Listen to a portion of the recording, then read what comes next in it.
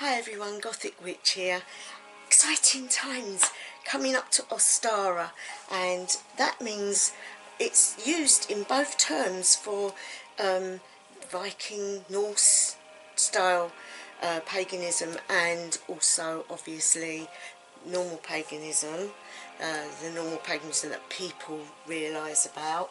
Got my candle here. I love my candle, my Freya's candle. I just thought I'd like to clarify what I'm going to be doing. Today I'm going to be cleaning my altar, because Ostara, that time of the year, is when the equinox, it's the spring equinox, and that basically means that the night and the dark are almost exactly the same. So it's a time of cleaning out.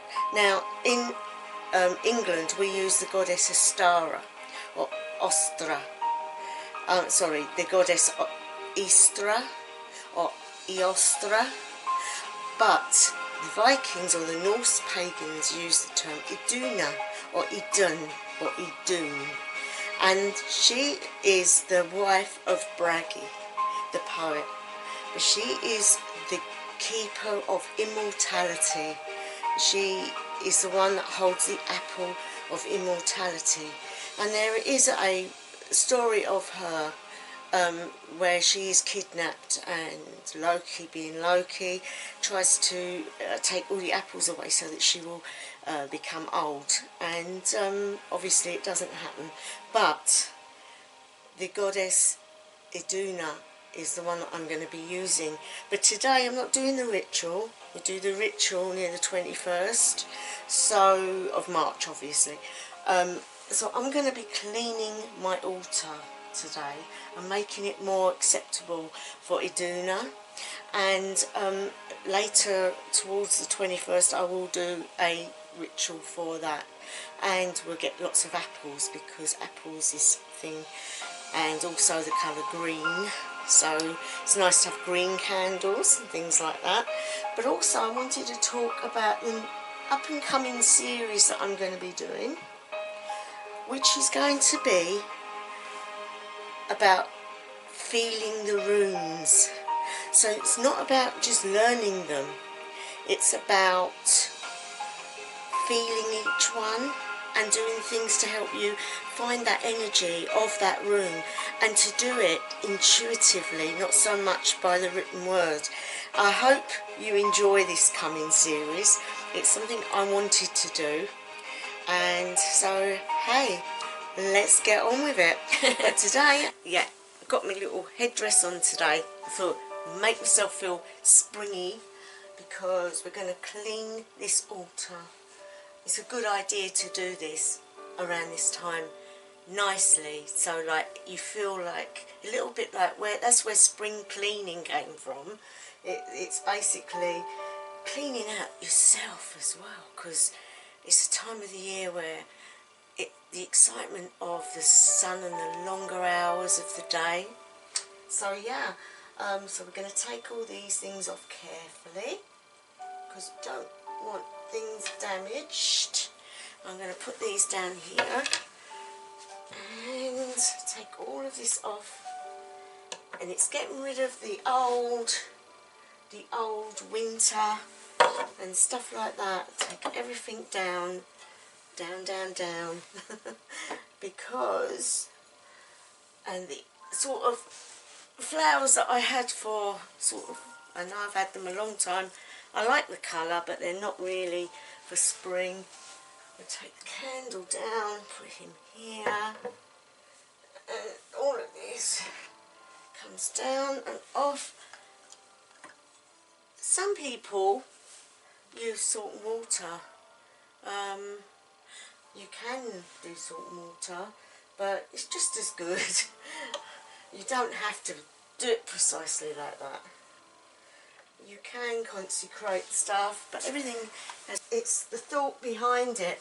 At the end of the day, cleaning your altar makes you feel good inside, getting rid of all the old and bringing in the nice light times. And yeah, I mean, some people, they even go to the bother of cleaning out all the cupboards and everything like that. So it's basically a good spring clean. It's a lovely feeling afterwards. So you just take everything off, or you know what you can take off, being careful if you've got any spell work going on not to disrupt that. But yes, there's not a lot of difference really between Ostara of the Norse tradition and Ostara of the British tradition, apart from the, you know, they also use the same goddess, Ostara, but there is Iduna, which is brilliant also because she is the goddess of immortality and apples and eggs. Yeah, interesting way to do it, a different way. Even if you are into the British traditional witchcraft, it's nice to have a change and use different energies. And of course that goddess would have a different energy to the normal goddesses used in Britain. So yeah, it's going to be a first for me this year to use her, because I never thought of it before. I just used Freya, and I'm not saying goodbye to Freya. Freya is my goddess, I love her. But I just thought it'd be nice to explore other energies in ritual. So I'm sure she will understand, as we do use her in other things. So she's mainly my goddess in everything. And you don't have to feel bad if you've got one specific goddess or god. You don't have to feel bad in using others. You're not using them, you're inviting them into your ritual, and it's just for one thing. So I don't see a problem with it at all. You know, you have to do what is right for you. For me, I know that Freya will probably join in. She'll probably be there with me anyway. But to use Iduna is a different energy, and it brings vitality into spring equinox. You know, a time of balance. Some people do find they feel strange around the equinoxes, because there's like, the way it was explained to me when I was training in the Alexandrian tradition, that the energies are pulling a bit like two seas coming together, and so you can feel very disrupted around that time, a bit like when you first learn about the full moon and how it can affect some people, you know, their moods and things. It is a similar thing. So we clean everything up. Now I've picked a gold and cream tablecloth, well, altar cloth should I say, to go over the top bit, and then I'm going to put green over the rest of it, because I just think it's very regal. It's nice and regal, and I do like a bit of regal when it comes to altars. I've still got the Alexandrian aspect to me, really. They used to do brilliant altars, and it's because they used to put so much effort into them. Sorry, I've got so much stuff on my altar, and it's silly really. Clutter's another thing that people like to try and get rid of at this time of the year, because clutter gets in your mind as well as your altar. If you're cluttered in your mind, you can't fixate on things that you want to do. So we do that, because we don't want that everywhere, just like that. So you can still get to things, at least I think. Sometimes what I do is I poke that bit in here. So yeah, that's alright, like that really. I quite like that. Yeah. There. So now we're going to put apple green. Net is very good for ritual use. You can use it as a veil, like that. We used to use vows a lot in ritual, because what we would do, we would use it as the goddess being veiled, and well, you can use it in so many ways. But it also adds a bit of oomph to things, and that's nice. So that's green. I would have liked green candles, but you know, I don't actually think I've got any. I don't know. Let's have a look. Let's have a look. I might have green. If not, I can get. Oh, I've got a green one. Just gonna have a green. Clean this up. It doesn't matter if something is bent. It really doesn't, because not everything is perfect in the world. So why do we expect our candles and everything else to be perfect? It's not what it's about. So I'm going to put my bent candle that way round. That way you can't see it's bent. It doesn't really matter. Don't know. See how it goes. And I have some other flowers which I wanted. I'll put them on first, I think. Whee! There we go. Nice. It's got little butterflies, look. Got lots of little butterflies in it. I mean, you can put what you like on your altar. And to be honest, I spent a fortune putting fresh flowers on constantly, because they just died in my house. Due to the fact that, you know, during the winter especially, you get non-stop winter. You've got the heating on, and let's face it, flowers just die in the winter. So in the summer you can buy, I mean, I will go out and I will buy, I will get daffodils from the wild. I'll go in the woods, get daffodils, and I will put them on the altar and things like that. But when it comes to buying loads and loads, I don't do that anymore. That's commercial. So I'm going to put that candle here.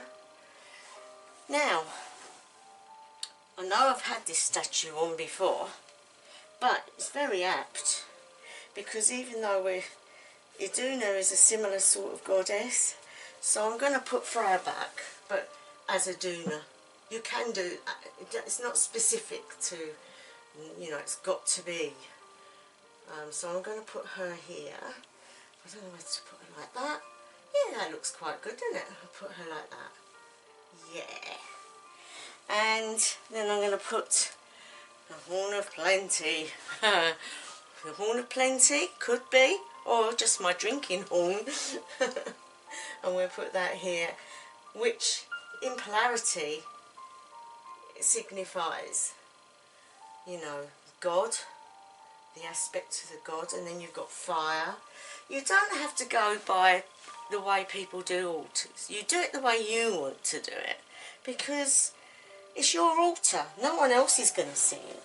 So I personally do it my way now, not the specific way. Now, this is supposed to be silver, but my goodness, it's so old now. It takes forever to clean up, so I leave it gold, because I like the colour gold. And I'm going to put that in the middle here, you know, to represent the goddess. So there you've got the candle fire, you've got the goddess, you've got flowers, very female, and this side you've got the drinking horn, and the Horn of Plenty, fertility, and the candle, and you've got your spring flowers. And of course, I'll put my candle back, because I do like my candle. And you've got a nice sort of altar, so I'll do close-ups on it in a minute. You can put the other things back as well.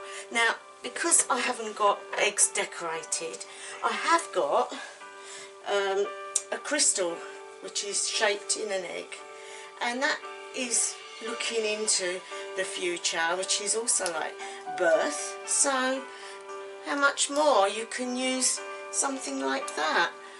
So I'm going to use the egg. So basically I want to turn that round a bit more. I want that to go back there, because I'm going to put the egg here. Don't want to over clutter it all. So I'm going to put my friend Thor back on here. Thor that I made, which is easy to do. Again, as the symbol of the man. Did I do it that way or did I do it that way? Oh, I can't work it out. Oh yes, that way round. Is it? Do you know, I do these things and then that's it. So there you go, you've got Thor, you've got everyone on there. Just titivate it a bit. And there you have. Just put these things back. Because even though they look like clutter, they're not, they're used in ritual and stuff. So they need to go back. So I put them back. And that's a hair of a friend of mine who has passed on to the Summerlands, or the Rainbow Bridge. Did a lot of work for him in healing. It was a beautiful, it was a lovely dog, and I still have his hair, and I keep that as a reminder of healing for all animals. And then we have our feathers, which I do like to it just resembles the birds, and I like to hang that. And of course Freya's cats, because she's with me, even though I'm using a doona, her cats come part of the price. And of course we've got them there, I'll put that there. And we have runes.